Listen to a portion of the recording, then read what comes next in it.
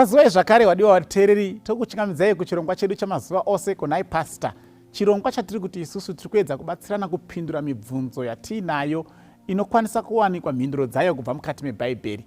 Ngatisaregedzei kuramba tichibvunza, ngatisaregedzei kuramba tichikoverana nevamwe, ngatisaregei kukokerawo vamwe zvakare paplatform iyo ino kuti vazvinzwire vega. Vakuru vakati zvimwe zvinoda kuita nzwira pamuviri, tsvimbo yarova dapi. Nhasi tiri kupindura zvakare mubvunzo wakabvunzwa neimwe hama yedu. Ndakambotaura mumashure kuti it looks like panyaya dzakawanda dzatadiscussa paplatform ino pachirongwa chino yakanyanya kuexcita vazhinji nekuramba ichikwenya vakawanda nekuramba ichivava vakawanda ine chekuita nemarriage. And nhasi pabvunzwa zvakare mumwe mubvunzo wakanangana nemarriage. Regai tiverenge mubvunzo uyu sekupiwa kwatauitwa. Abvunza ari kuti iye online dating inotenderwa here kana kuti irimowo here mubhaibheri? Online dating inotenderwa here kana kuti irimowo here mubhaibheri? Now yeah, regai ndingoti online dating mubhaibheri, nguva yakanyorwa bhaibheri handifungi kuti even vakararama nguva iyo vakanga vamborota kuti kuchazova nechinhu chinonzi internet or the world wide web and everything else. Saka kuti titoda kutsvaga umbowo hweonline issues mubhaibheri, ndofunga tinenge tiri kufanana nemunhu ari kutsvaga tsono yarasikira muhuswa. Nguva yebhaibheri yaitaurawo zvaenderana nenguva iyoyo.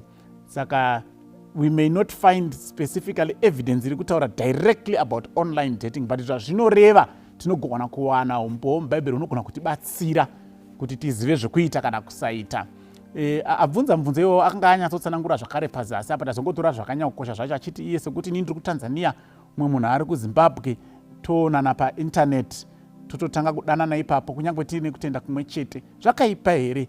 Bhaibheri rinoti kudii nazvo? Now ndoda kudayira kuti kana ndikaona munhu paintaneti, pangava pafacebook kana maybe iwhatsapp, akaisa profile pic yake kana status yake or whatever it is, chingandikwezve kuti ndigone kufunga kuti ndingaroore kana kuroora munhu iyeye runako rwekunze rwandaona papicture yaiswa. And ngatigarei taziva vanhu vaMwari kuti ini handisi kuzobvira ndakaisawo picture yangu yandabuda zvakaipa pa social media. Ndichazamawo kuti pamapicture 100 andazvitora, mairi akanyanya kunaka acho ndiwo andinokanda anozokwanisa kukwezva iwewe. Saka ndira kuverenga kutanga kuna Proverbs zvirevo chapter 31 verse ya 30. Inoti iyo charm is deceitful and beauty is vain. King James version not vain, New King James version not beauty is passing, but a woman who fears the Lord, she shall be praised. Saka ndoda kudayira kuti munhu anoitazve vanhu vanozopesera vakudanana nekuti vakaonana mifananidzo yavo paintaneti, chavakwezva vakati vadanane runako rwekunze ruri kunzi charm is deceitful and beauty is vain. Kunaka hakuna maturo, runako runonyengera, runako runopera, runopfuura. Saka NKJV it is passing. Asi mukadzi anotya Mwari ndiye angarumbidzwe.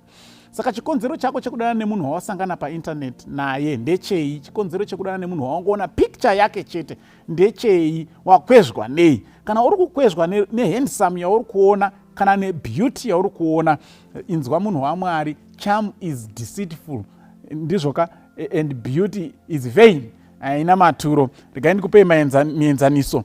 Mubhaibheri vanhu vaitoverengwa kunzi vanga vakanaka, asi paizova nemhosvo dzaizovapo dzekuti unozoona kuti runako rwuya runenge rusina kuzonyanya kukosha kusvika paifungidzirwa. Genesis 11 verse 29 na 30. Then Abram and Nahor took wives. The name of Abram's wife was Sarai, and the name of Nahor's wife Milcah, the daughter of Haran, the father of Milcah, and the father of Iscah. But Sarai was barren, she had no child. Beautiful yet barren. Saka unogona kumuona munhu iye akanaka zvikuru, asi kana iwe uri kutarisira kuti uchazoda vana kana uchizvikoshesa, but wakangoona picture chete, you are bound to be disappointed. Saka runako rwekunze bedzi harusiro runofanira kuita kuti umeke decision yekuroora kana kuroorwa nemunhu. Genesis 29 verse 17 to 18 inotaura zvakada kufanana futi uyu ndiSarai kawo. Genesis 29 verse 17 na 18, then ndozoverenga verse ya 31. 29, 17 na 18. Leah's eyes were delicate, but Rachel was beautiful of form and appearance. Now Jacob loved Rachel, so he said, I will save you 7 years for Rachel, your younger daughter. Verse 31. When the Lord saw that Leah was not loved, he opened her womb, but Rachel was barren. Okay? Beautiful, yet barren. Gandipe mwenzaniso zvakare wechitatu unogona kuva wekupedzisira pa category iyoyo. Judges chapter 14 verse 1 to 3. Pane mukomana ainzi Samson akagombedzera vabereki vake kuti vanomutsvagira musikana aigara kuTimna ainzi Delilah. Now Samson went down to Timnah and saw a woman in Timnah of the daughters of the Philistines. So he went up and told his father and mother, saying, I have seen a woman in Timnah of the daughters of the Philistines. Now therefore go get her for me as a wife. Then his father and mother said to him, Is there no woman among the daughters of your brethren or among all my people that you must go and get a wife from the uncircumcised Philistines? And Samson akaita nharo, ndiyo handiri kudai, because ndaona kuti akadii naye akanaka, beautiful, yet she was a harlot. Saka you need to ask yourself, what is it chandikwezva pamunhu kuti ndibva ndatodanana naye zvekupromisana marriage indangoona picture chete pa internet. Finally, regai ndipedzise ndichiti principle ingatigaide chapter 24 verse 3 to 4, because zvichokwadiwo zvinogona kuita kuti udanane nemunhu wausati wamboona physically mukatosvika pakuroora, but chii chinogaida. Genesis ndati chapter 24 naika chapter 24 verse 3 now 4.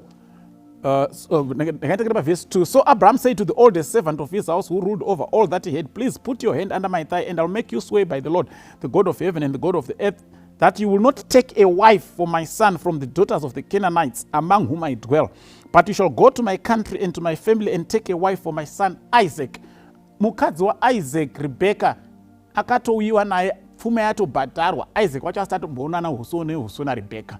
But because Abraham was a God-fearing man, the servant was a God-fearing man, uye akatonamata asvika kunzvimbo yanganzi naAbraham aende kunotsvagira Isaac mukadzi. Mwari, nditungamirei ndiwanire master wangu mukadzi akamunakira. And God answered the prayer.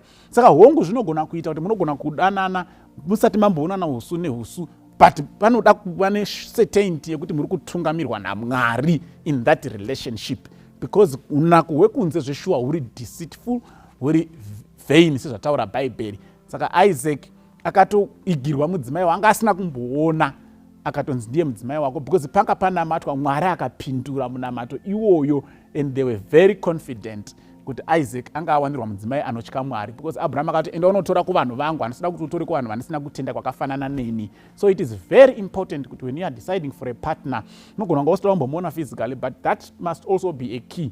Kutenda kwenyu kwakafanana here, ane kutenda here kuti Mwari ariko, zvekuti hamuzopesani marriage.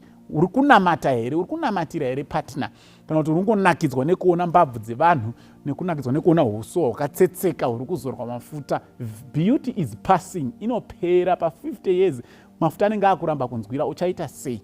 Saka dai Mwari akatibatsira tingaziva kuti nyaya yeconsidering a life partner inoda Mwari apindire zvakanyanyisa kupfuura zvatinoona isu zvekunze.